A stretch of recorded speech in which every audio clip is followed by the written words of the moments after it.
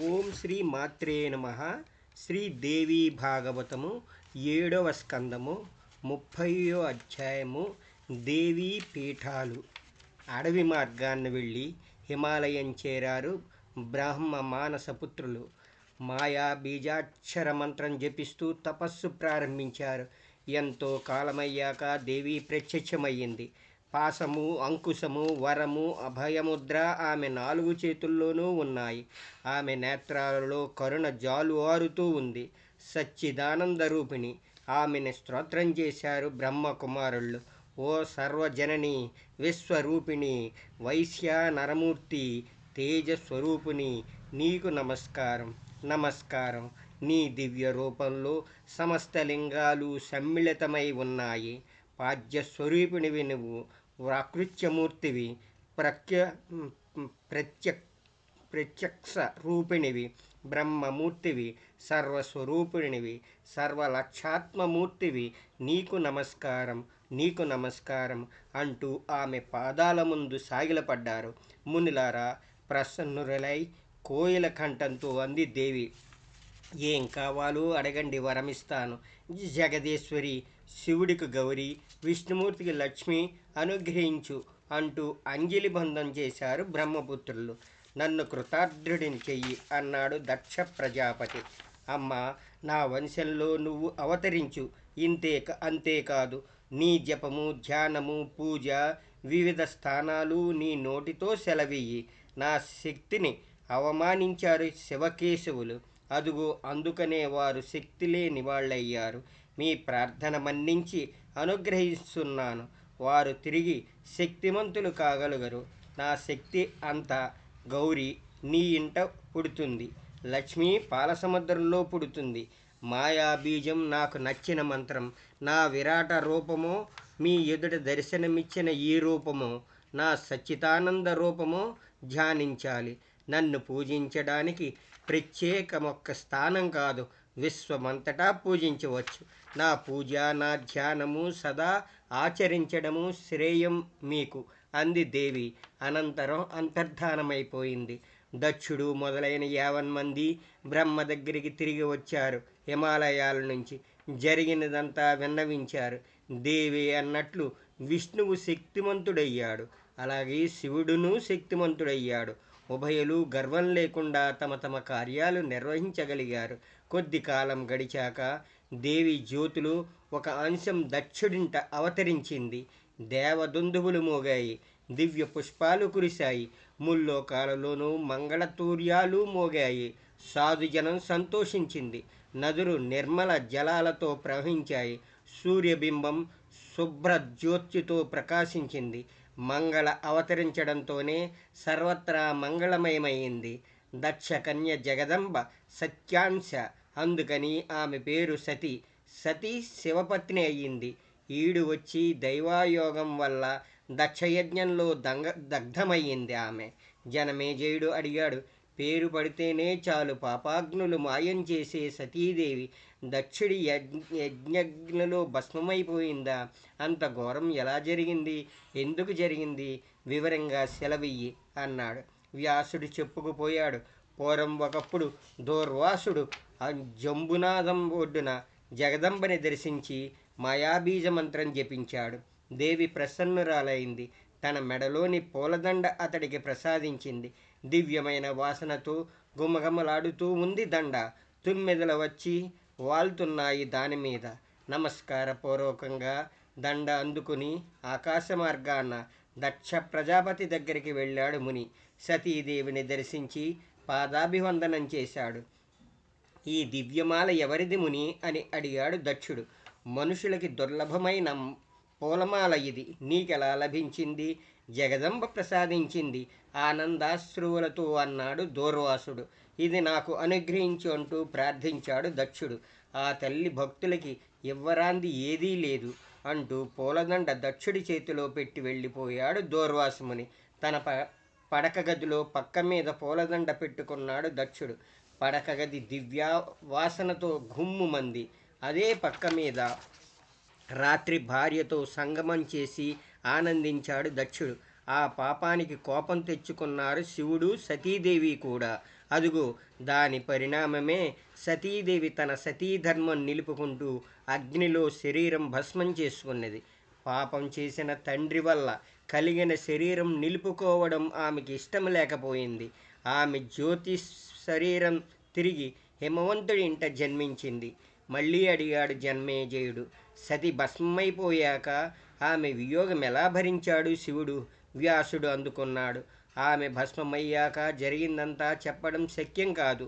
శివుడి కోపాగ్ని ముల్లోకాలలోనూ ప్రళయం పుట్టించింది. వీరభద్రుడు ఆవిర్భవించాడు. భద్రకాళితో 3 లోకాలు భస్మం చెయ్యడానికి పూనుకున్నాడు. బ్రహ్మాది దేవతలు అతడి శరణు వేడారు. దక్షుడి యజ్ఞం ధ్వంసమయ్యింది. అతడి శిరస్సు ఎగిరిపోయింది. దేవతల ప్రార్థన విని శాంతించాడు శివుడు. మేక తలకాయ పెట్టి దక్షుణ్ణి బ్రతికించారు. యజ్ఞకుండలం దగ్గరికి వెళ్ళాడు శివుడు. సతీదేవి చిన్మయ శరీరం భస్మమైపోయింది. ఆమెకు పార్థిన శరీరం భుజాన వేసుకుని పిచ్చివాడిలా దేశ దేశాలు తిరిగాడు శివుడు. బ్రహ్మాది దేవతలు ఏం చెయ్యడానికి పాలుపోక విచారించారు. ధనస్సు పుచ్చుకుని సతి మృతదేహం ముక్కలు చేశాడు విష్ణుమూర్తి. ఆ ముక్కలు వివిధ ప్రదేశాల్లో పడ్డాయి. అవి పడిన ప్రతి చోట శివుడి మూర్తులు వెలిశాయి. ఈ ప్రదేశాలన్నీ పవిత్రమయ్యాయి. ఈ స్థలాల్లో దేవిని ధ్యానిస్తూ మాయాబీజ మంత్రం జపిస్తే తప్పక సిద్ధి లభిస్తుంది అంటూ ఆ ప్రదేశాలలో తపస్సు చేశాడు శివుడు. అదుగో అవే సిద్ధపీఠాలు. జనమేజయుడు, ఏ ఏ ప్రదేశాల్లో సిద్ధపీఠాలు, అవి ఎన్ని, వాటి పేర్లు ఏమిటి, ఆ పీఠాల్లోని దేవీమూర్తుల పేర్లేమిటి? వ్యాసుడు చెప్పుకుంటూ పోయాడు. దేవీ పీఠాల వివరం వివరిస్తాను విను. వింటేనే చాలు పాపాలు పోతాయి. దేవి అంగం పడిన ప్రతి ప్రదేశమును సిద్ధపీఠమే. సిద్ధి కావలసిన వాళ్ళు, ఐశ్వర్యం అభిలషించిన వాళ్ళు ఆయా పీఠాలలో దేవిని ఉపాసిస్తారు. దేవి మొహం వారణాసిలో పడింది. అక్కడ వెలిసిన దేవి పేరు విశాలాక్షి. నైమిషారణ్యంలో వేసిన దేవి పేరు లింగధారిణి. ప్రయాగులో లలిత, గంధమాదనం మీద కాముకి, మానస సరోవరం దగ్గర కుముద, దక్షిణాదిన విశ్వకామ, ఉత్తరాదిన విశ్వకామ, ప్రపూరిణి, గోమంతం మీద గోమతి, మందర పర్వతం మీద కామచారిణి, చైతన్య రథం మీద మధోత్కట, హస్తినాపురంలో జయంతి, కన్యాకుబ్జంలో గౌరీ, మలయ పర్వతం మీద రంభ, ఏకామంత్రంలో కీర్తిమతి, విశ్వపీఠంలో విశ్వేశ్వరి, పుష్కరంలో పురుహుత, కేదారంలో సన్మార్గదాయిని, హిమవంతం మీద మంద, గోకర్ణంలో భద్రకర్ణిక, స్థానేశ్వరంలో భవాని, బిల్వకంలో బిల్వపత్రిక, శ్రీశైలం మీద మాధవి, భద్రేశ్వరంలో భద్ర, వరాహ పర్వతం మీద జయ, కమలయంలో కమల, రుద్రకోటిలో రుద్రాణి, కాలంజరల మీద కాళి, సాలాగ్రామంలో మహాదేవి, శివలింగంలో జలప్రియ, మహాలింగంలో కపిల, మాకోటంలో ముకుటేశ్వరి, మాయాపురిలో కుమారి, సంతానపీఠంలో లలితాంబిక, గైలో మంగళ, పురుషోత్తం జగన్నాథంలో మలమ, సహస్రాక్షల్లో ఉత్పలాక్షి, హిరణ్యాక్షల్లో మహోత్పల, విపాసలో మహోగాక్షి, పుండ్రకవర్ధనంలో పాడల, సుపార్శ్వంలో నారాయణి, త్రికూటంలో రుద్రసుందరి, విపుల క్షేత్రంలో విపుల, మలయాచలం మీద కళ్యాణి, సహస్యాది మీద ఏకవీర, హరిశ్చంద్రపీఠంలో చంద్రిక, రామతీర్థంలో రమణ, యమునాపీఠంలో మృగావతి, కోటితీర్థంలో కోటవి, మాధవవనంలో సుగంధ, గోదావరిలో త్రిసంధ్య, హరిద్వారంలో రతిప్రియ, శివకొండలంలో శుభానంద, దేవీ కాతటంలో నందిని, ద్వారకలో రుక్మిణి, బృందావనంలో రాధ, మధురలో దేవకి, పాతాళంలో పరమేశ్వరి, చిత్రకూటంలో సీత, వింధ్యాచలం మీద వింధ్యవాసిని, కరవీరం కొల్హాపురంలో మహాలక్ష్మి, వినాయక క్షేత్రంలో ఉమ, వైద్యనాథంలో ఆరోగ్య, మహాకాలంలో మహేశ్వరి, ఉష్ణతీర్థంలో అభయ, వింధ్య మీద నితంబ, మాన్యవ్యంలో మాండవి, మహేశ్వరవదపురంలో స్వాహ, భగలండలంలో ప్రచండ, అమరకంటకంలో చండి, సోమేశ్వరంలో వరారోహ, ప్రభాసతీర్థంలో పుష్కరావతి, సరస్వతీ తీర్థంలో దేవమాత, సముద్రబొడ్డున పారావార, మహాలయంలో మహాభాగ, పయోష్టినిలో పింగళేశ్వరి, కృతచౌస తీర్థంలో సింహిక, కీర్తిక్షేత్రంలో అతిశాంకరి, వర్తక తీర్థంలో ఉత్పల, సోనాభద్ర సోనాంక సంగమ స్థలంలో సుభద్రాలోల, సిద్ధవనంలో లక్ష్మీమాత, భరతాశ్రమంలో అనంగం, జలంధరం మీద విశ్వముఖి, కిష్కిందలో తార, దేవదారవనంలో పుష్టి, కాశ్మీరంలో మేధ, హిమాలయం మీద భీమ, విశ్వేశ్వరంలో పుష్టి, కాశ్మీరంలో మేధ, కపాలమోచనంలో సిద్ధి, కాయావరోహరణంలో మాయాంసంబోధరార్థంలో ధర, పిండరకంలో ధృతి, చంద్రభాగ ఒడ్డున కళ, ఆచ్ఛేదంలో శివధారిణి, వేణా ఒడ్డున అమృత, బదరీవనంలో ఊర్వశి, ఉత్తర కురుంబు భూముల్లో ఔషధి, కుశద్వీపంలో కుశోదక, హేమకూటం మీద మన్మథ, కుముదవనంలో సత్యవాదిని, అశ్వత్థ తీర్థంలో వందనీయ, వైశ్రవణాలయంలో నిధి, వేదవదనంలో గాయత్రి, శివ సన్నిధిలో పార్వతి, దేవలోకంలో ఇంద్రాణి, బ్రహ్మలోకంలో సరస్వతి, సూర్యబింబంలో ప్రభ, మాతృకల్లో వైష్ణవి, సతుల్లో అరుంధతి, అప్సరసల్లో తిలోత్తమ, సర్వప్రాణుల్లో బ్రహ్మణ. మొత్తం 108 పీఠాలు, 108 దేవీనామాలు. ప్రసంగవశాత్తు వచ్చినవన్నీ వివరించాను. ఈ 108 దేవీ పీఠాలు స్మరిస్తే అన్ని పాపాలు పోతాయి, దేవీ లోకం లభిస్తుంది. దేవీ తీర్థాలు విధిపూర్వకంగా సేవించాలి. పితరులకి పిండ ప్రదానం చేసి భగవతిని ఆరాధించాలి. అపరాధాలు చెయ్యాలి. పునిస్త్రీకి, కన్యలకి, బ్రహ్మచారులకి భోజనం పెట్టి తృప్తిపరచాలి. ఆ క్షేత్రంలో చండాలుడు కూడా దేవీ స్వరూపమే కనుక అక్కడ అందరినీ పూజించాలి. మాలలు కూడా దానం పుచ్చుకున్నది అర్హులే. అక్కడ బ్రహ్మలాగా శక్తివంచన లేకుండా మాయాబీజ మంత్రం జపించాలి. అక్కడ ధనలోభం పెట్టుకోకూడదు. దేవి మీద శ్రద్ధ సడలనివ్వకూడదు. దేవీ సిద్ధపీఠాలలో అలా దేవిని ఆరాధిస్తే పితరులు 1000 కల్పాలు బ్రహ్మలోకంలో నివసిస్తారు. దేవీ లోకంలో లభిస్తుంది. సంసార బంధాలు పటాపంచలమవుతాయి. అష్టోత్తర దేవీ నామాలు జపించి ఎందరెందరో తరించారు. ఈ అష్టోత్తర నామాలు రాసిపెట్టిన చోట మహామారి ఉండడు. కొండెత్తు ఉప్పెనలా సంపదలు ఉప్పొంగుతాయి. భక్తితో ఈ అష్టోత్తర నామాలు జపిస్తే లభించిన వస్తువులంటూ ఉండవు. దేవతలు కూడా తల వంచుతారు. తద్దినాల్లో ఈ అష్టోత్తర నామాలు జపిస్తే పితరులు తృప్తి పడతారు. సిద్ధపీఠాలలో ముక్తి క్షేత్రాలు, బుద్ధిమంతులు ఈ క్షేత్రాలు సేవించాలి. శ్రీ దేవీ భాగవతం 7వ స్కందంలో ఇది 30వ అధ్యాయము. 31వ అధ్యాయము తారకాసురుడు.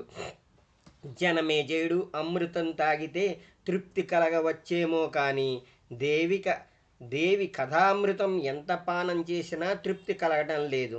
విన్న కొద్దీ వినాలనే ఉంది. దేవి హిమాలయుంట అవతరించిందంటున్నావు కదా, ఆ వివరం వినిపించు అనుగ్రహించి అన్నాడు వ్యాసుడు. దేవీ విషయంలో నిర్మలమైన భక్తి కలిగింది నీకు. ధన్యుడివి, పరమ భాగ్యశాలివి. చెబుతాను, ఆలకించు సావధానంగా.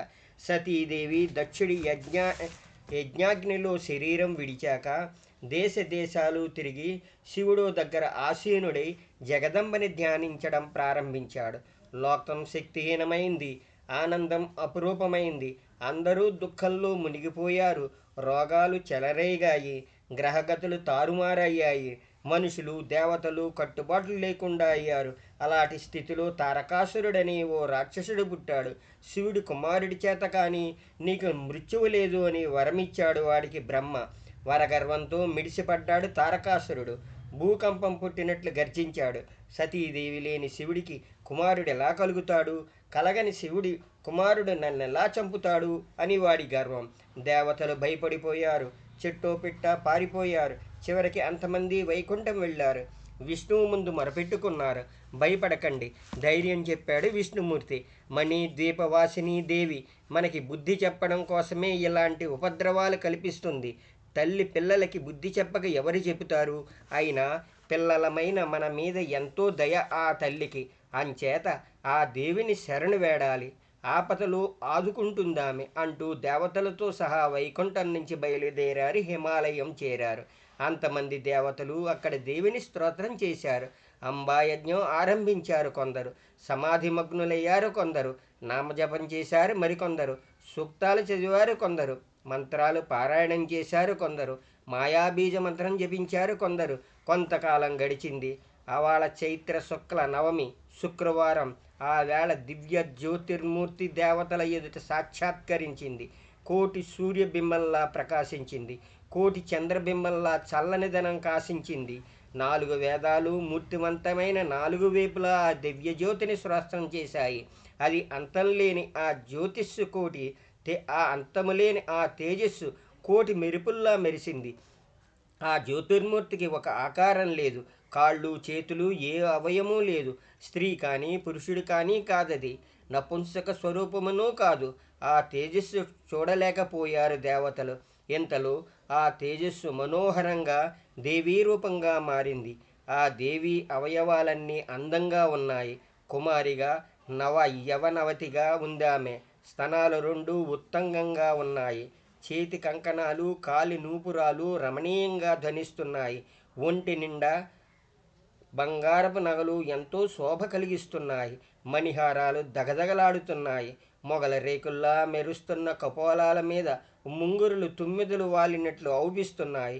పిడికిల్లో ఇమిడిపోతుంది నడుము. అష్టమి నాటి అర్ధచంద్రుడిలా ఉంది లలాటం. ఎర్ర తామరపత్రంలా ఉన్నాయి నేత్రాలు. కొట్టవచ్చినట్లుంది నాసిక. అమృతం ఊటలూరుతున్నట్లున్నాయి పెదవులు. మల్లె మొగ్గల్లా ఉన్నాయి పళ్ళు. మెళ్ళో ముత్యాల దండలు మిలమిలలాడిపోతున్నాయి. శిరస్సు మీద రత్న కిరీటం వెలిగిపోతూ ఉంది. చంద్రవంకతో కలిసి జడలో మల్లి దండలు, మాలతీ దండలు గుప్పుమంటున్నాయి. 3 నేత్రాలున్నాయి ఆమెకి. పాసము, అంకుశము, వరము, అభయముద్ర 4 చేతుల్లోనూ ఉన్నాయి. ఎర్రటి దివ్య వస్త్రం కట్టుకుంది ఆమె. దానిమ్మ పువ్వులా ఉంది శరీర ఛాయ. సర్వ శృంగార వేషంలో ఉంది ఆమె. దేవీమూర్తిని దర్శించారు దేవతలు. అందరూ ఒక్కమారు జేజేలు చేశారు. అంజలి బంధంతో అన్ని కోరికలు తీర్చి సర్వమాత ఆమె. సర్వమోహిని. వికసించిన పద్మంలా ఉంది ఆమె మొహం. వన్నెల్లా ఉంది ఆమె చిరునవ్వు. కరుణా సముద్రంలా ఉంది ఆమె. ఆనంద శ్రువుతులతో గద్గద కంఠులయ్యారు దేవతలు. నోట మాట రాలేదు వారికి. ఎలాగో ప్రయత్నించి ఆమెను స్తుతించారు వారు. దేవి, మహాదేవి నీకు నమస్కారం, పదే పదే నమస్కారం. ఓ ప్రకృతి, ఓ భద్ర నీకు నమస్కారం. నమస్కారం. భగవతి జగదాంబ నమస్కారం, నమస్కారం. ఓ అగ్నివర్ణ, జ్ఞానమయ, దీప్తిమతి, వైరోచని, కర్మఫలాయిని దుర్గా దేవి నమస్కారం. పదే పదే నీకు నమస్కారం. కామధేను స్వరూపిణి, ఆనందరూపిణి, వాగ్రూపిణి, కాలనాశిని, స్కందమాత, విష్ణుశక్తి, సరస్వతి, దేవమాత, ఆతిథి, దక్షకన్య, సతి, పాపనాశిని, కళ్యాణకారిణి భగవతి నమస్కారం, నమస్కారం. ఓ విరాటస్వరూపిణి నమస్కారం. భువనేశ్వరి నమస్కారం.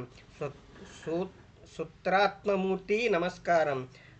అవ్యాకృత రూపిణి నమస్కారం. శ్రీ బ్రహ్మమూర్తి నమస్కారం. నిన్ను తెలియక తాడే పామనుకున్నట్లు ఈ అసత్య ప్రపంచం చూసి భ్రమపడుతున్నాము. ఓ చిదేక రూపిణి, అఖండనంద స్వరూపిణి, వేద తాత్పర్య భూమిక, పంచకోశాతిరిత్య అవస్థత్రయ సాక్షిని, ప్రత్యగాత్మ స్వరూపిణి, ప్రణవ స్వరూపిణి, హ్రీంకారమూర్తి, నానా మంత్రాత్మిక, కరుణామయ నమస్కారమమ్మ, నమస్కారం. దేవతలారా, స్తోత్రం విని కోకిల కంఠంతో అడిగింది దేవి. దేనికని వచ్చారు మీరు? భక్తుల పాలిటి కల్పవృక్షాన్ని, వరాలు ప్రసాదిస్తాను నేనంటూ ఉండగా నా భక్తులైన మీకు ఏ లోపం వచ్చింది? సంసారం దుఃఖసాగరం వంటిది. ఇందులోంచి నా భక్తుల్ని ఉద్ధరించడమే నా వ్రతం. ఇది నా సత్య ప్రతిజ్ఞ, నమ్మండి అంది. అమ్మ ఆనందిస్తూ విన్నవించారు దేవతలు. సర్వం తెలిసిన దానివి నువ్వు, సర్వసాక్షివి. ముల్లోకాలలోనూ నీకు తెలియనిదేముంది? తారకాసురుడు రాత్రింబగళ్ళు మా ప్రాణాలు తీస్తున్నాడు. శివుడి కుమారుడి చేత కానీ చావు లేదు వాడికి. బ్రహ్మదేవుడి వరమిది. శివుడు బ్రహ్మచారిగా గడుపుతున్నాడిప్పుడు. అంటే అతడికి కుమారుడు పుట్టడం ఉత్తది, తారకాసురుడు చావడమూ ఉత్తదే. మా బాధలు ఇలా ఉండవలసిందేనా తల్లి? నీ పాదపద్మాలు తప్ప దిక్కులేదు. నీ పాదభక్తి చెల్లించకుండా ఉండాలి మాకు. నా శక్తి అంశ గౌరి హిమవంతుడి కూతురై పుడుతుంది. దేవతలకి అభయమిస్తూ అంది దేవి. శివుడికి ఆమెకి అనుబంధం కలిసే ప్రయత్నం చెయ్యండి. మీ కార్యం సిద్ధిస్తుంది. గౌరీని భక్తి శ్రద్ధలతో సేవించాలి మీరు. ఈలోగా హిమవంతుడును భక్తితో నన్ను ఆరాధించాలి. గౌరీ అతడింట అవతరించడమే నా అభిలాష. అది విని హిమవంతుడు ఆనందాశ్రవులతో జగదాంబ, జడుణ్ణి నేను. నీ అనుగ్రహంతో నన్నింత వాణ్ణి చేశావు. వందలాది అశ్వమేధ యజ్ఞాలు చేసిన నీ తండ్రిని కాగల భాగ్యం అబ్బుతుందా నాకు? ధన్యుణ్ణి, భాగ్యవంతుణ్ణి. నీ కృప వల్ల విశ్వవిఖ్యాతి కలుగుతుంది. నాకు జగన్మాత హిమవంతుడి బ్రహ్మాండాలున్నాయో ఆ తల్లి నా కడుపున పుడుతుంది. ఆహో, నా పురుషులు పుణ్యాత్ములు ఏ దివ్యలోకంలో వారు నివసిస్తున్నారు. ప్రేమపూర్వకంగా ఈ వరం అనుగ్రహించావు. సర్వ వేదాంత సిద్ధమైన స్వరూపం వివరించు తల్లి. యోగ జ్ఞానం, భక్తి జ్ఞానం కూడా ప్రసాదించు. శృతి సమ్మతమైంది అనుగ్రహించింది దేవి. ఆమె మొహం వికసించిన పద్మంలా కలకల్లాడింది. వేద రహస్యం వివరించడానికి పూనుకుందామె. శ్రీదేవి భాగవతం 7వ స్కందంలో ఇది 31వ అధ్యాయం. ఈరోజు పురాణం సంపూర్ణం.